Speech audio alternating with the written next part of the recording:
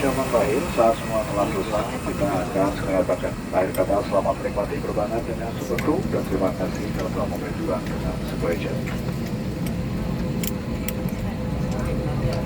Kalau sebelah sini ya Pak ya? Nanti aja kalau sudah. Nanti kalau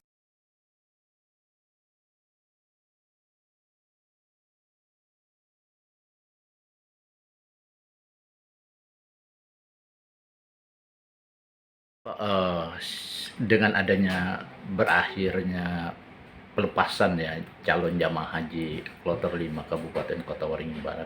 Nah, kalau kita melihat kemarin kan ada beberapa tahapan ya, termasuk tahapan dari manasik di Kota Waringin Barat sampai pelepasan.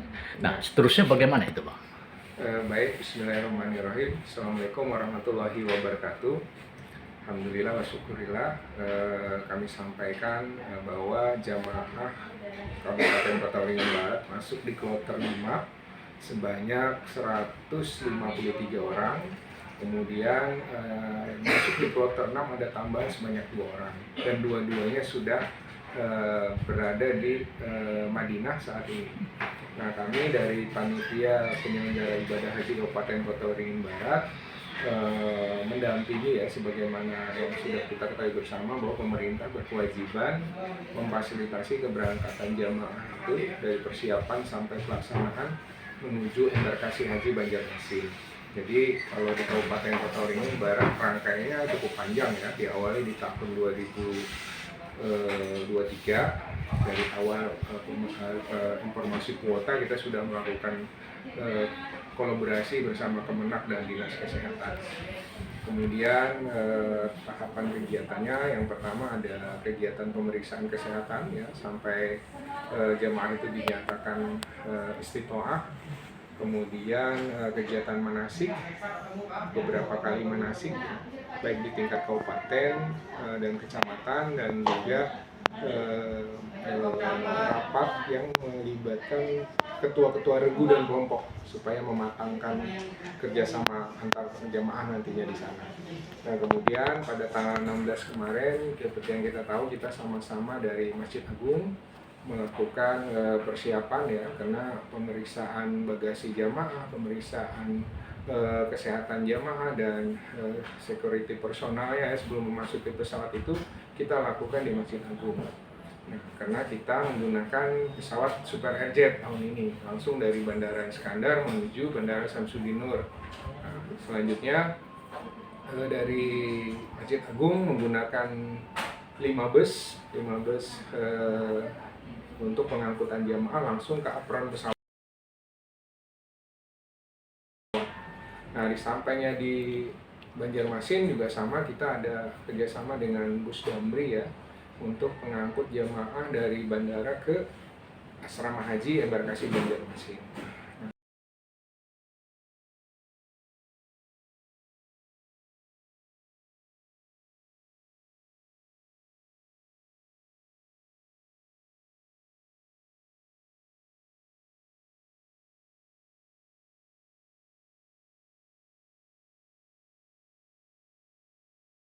Rangkaian itu kita laksanakan pada hari Kamis tanggal 16 Mei 2024. Selanjutnya di asrama haji, jamaah diinapkan selama 1 hari 1 malam.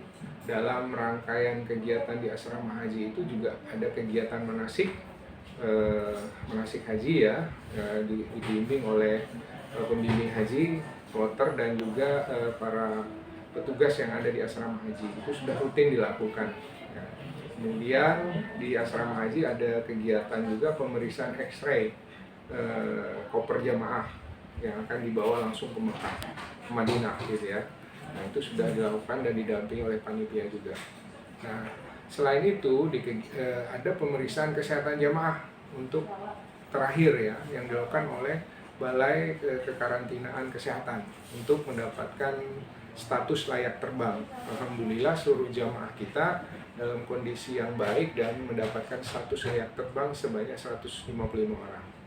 Nah, kemudian di asrama haji juga dilaksanakan kegiatan yang namanya penyerahan identitas, yaitu paspor, kemudian identitas diri ya, gelang ya, kemudian penyerahan juga yang namanya living cost dari pemerintah Indonesia untuk setiap jamaah, dan living cost ini dalam bentuk uang real untuk jamaah. Nah, setelah itu sesuai dengan schedule yang ada, kita melaksanakan bersama asrama haji juga ya, melaksanakan kegiatan pelepasan. Pelepasan ini sebelum mereka memasuki pesawat dan terbang ke Madinah. Nah, itu memang sudah agenda pelepasan secara rutin ya di asrama. Nah, itu dilaksanakan dari jam 10 malam ya sampai pesawat terbang itu sekitar jam 2 subuh, jadi 4 jam sebelumnya, karena ada pemeriksaan lagi tas kabin ya yang dibawa jamaah, pemeriksaan kesehatan juga ya untuk mereka terbang terakhir, dan pelepasan secara resmi untuk memasuki bus itu ada sedikit kegiatan lah, acara yang sudah tersusun rapi, lebih cepat tahun ini karena mengingat bahwa jamaah ini para lansia. Nah, selanjutnya jamaah menggunakan bus yang sudah disiapkan asrama itu menuju ke Bandara Samsudin Nur sampai masuk pesawat, dan pada saat jam 2 subuh tanggal 18 itu mereka diberangkatkan ke Madinah Al-Mukarram. Nah, kalau kita melihat dari penyampaian Bapak tadi dari Pangkalan Kota Waringin Barat ya ke Banjarmasin, Ya. itu disambut siapa Bang di sana? Di sana rombongan kebetulan dipimpin oleh Ketua PPIH Kabupaten Kobar, Bapak Tengku Ali Sabana sebagai ketua tahun ini ya.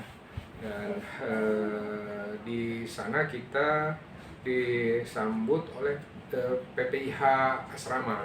Ketuanya itu Kanwil Kemenak Kalimantan Selatan. Oh, jadi secara umum Kalimantan Selatan yang menerima dari berbagai embarkasi ya, artinya termasuk di Kobar gitu ya? Iya, Kobar kan masuk di asrama haji Banjarmasin, sehingga tuan rumahnya mereka. Jadi mereka lah yang melepas, namun pada saat pelepasan itu kabupaten-kabupaten, PPIH kabupaten juga diundang ke depan gitu ya, untuk sama-sama melepas, mendampingi jamaah. Nah, untuk saat ini Bang, kalau kita bicara jamaah haji ya, sudah mencapai 155 orang yang sudah terbang gitu ya. Ini sudah posisi di mana Bang saat ini? Baik kloter 5 maupun kloter 6 seluruhnya sudah berada di Madinah. Oh, di Madinah. Di Madinah. Nah, sampai di Madinah nanti mereka menginap, saya lupa nama hotelnya, tapi itu satu hotel Kalimantan Tengah, itu satu hotel semua. Khusus ya di situ ya, Iya, spesial khusus. ya. Satu hotel semua di sana. Nanti mereka akan dibawa ke Mekah ya, sesuai dengan rundown yang sudah ditetapkan oleh Kementerian Agama, panitia haji lah nasional. Mungkin harapannya Bang terkait dengan sudah sampainya ke Madinah. Saya selama 2 tahun ini mengiringi, katakan bertugas dalam PPIH Kabupaten Kota Waringin Barat, melihat memang banyak sekali perubahan-perubahan ya yang dilaksanakan. Baik di kita sendiri sudah jelas, yang dulunya menggunakan transportasi darat, kemudian sekarang menggunakan pesawat. Jadi harapannya memang yang menjadi jamaah ini kan banyak lansia. Di Kobar sendiri saja lansia kita itu sampai 39 orang. Ya, kemudian yang lansia butuh penanganan khusus itu sampai 9-10 orang gitu ya. Yang berkursi roda 4 orang. Nah, jadi sudah barang tentu pelayanan pemerintah ya kepada para jamaah ini lebih ekstra lagi. Nah, sudah barang tentu pendampingan dari tim kesehatan selama di Madinah maupun Mekah juga akan lebih ekstra lagi. Dan ini sudah skenario bagaimana penanganan dan strategi sudah semakin bagus. Nah, saya lihat juga perubahan di asrama juga, lansia-lansia ini ditangani secara khusus. Dari busnya sudah bis sendiri kan, kemudian masuk pesawat didahulukan. Karena memang ada perlu bantuan kan gitu, sampai ada yang digendong kan gitu, yang kursi roda ya kita antar petugas-petugas. Kemudian di asrama juga kita lihat untuk makan saja, nah itu dikhususkan, kalau tidak mampu ke ruang makan ya harus diantar ke kamar masing-masing. Untuk kegiatan tadi pemeriksaan kesehatan, penerimaan identitas, living cost, tanda pengenal, seperti gelang itu tidak disertakan di aula. Nah, mereka panitia yang menjemput Oh. mereka, jadi mereka sudah artinya lebih inilah karena perjalanan kan cukup jauh. Iya, berarti secara maksimal pelayanan Luar ekstra biasa ketat sudah tahun gitu ini. ya, Pak. Nah, ditambah lagi yang di asrama itu saya lihat ada mobil yang selalu berputar, takutnya ada yang kena luas ya asrama. Ketinggalan Nah, gitu. yang lagi jalan kecapean langsung bisa ngikut di mobil semacam mobil golf itu lah. Oh. Nah, itu kemudian dari aula ke tempat penginapan, kalau dulu tidak ada angkutan, itu kan jaraknya juga tidak terlalu jauh sebenarnya, paling 100-200 meter, 50 sampai 150 meter lah antar tempat menginapnya gitu ya dengan tempat aula untuk berkumpul kegiatan itu. Nah, sekarang sudah disediakan mobil hiace. Jadi jamaah itu dari aula ke tempat menginapnya sudah diantar walaupun dalam satu wilayah asrama gitu. Nah, ini yang tahun lalu belum ada, tahun ini hanya semua upaya pemerintah itu dalam rangka perbaikan pelayanan dan karena kita tahu namanya tagline-nya ini kan ramah lansia. Iya, iya, Ramah iya. lansia. Kita ya bagaimana lah, ini kan orang tua kita nih, tamu-tamu Allah kan. Gitu. Iya. Nah, dan yang menarik juga untuk kegiatan-kegiatan seremoni itu sudah dipangkas waktunya. Oh, Kalau dulu ada sambutan-sambutan yang panjang gitu, sekarang lebih singkat saja. lebih singkat. Lebih menginformasikan, lebih mengedukasi lah gitu. Oh. Supaya jamaah lebih siap nanti pada saat di sana. Misalnya saat ini yang dihadapi kan cuaca yang cukup berat. Ya, cukup berat ini. Ya, informasinya di sana cukup panas sampai 55 derajat. Nah, 45 sampai 50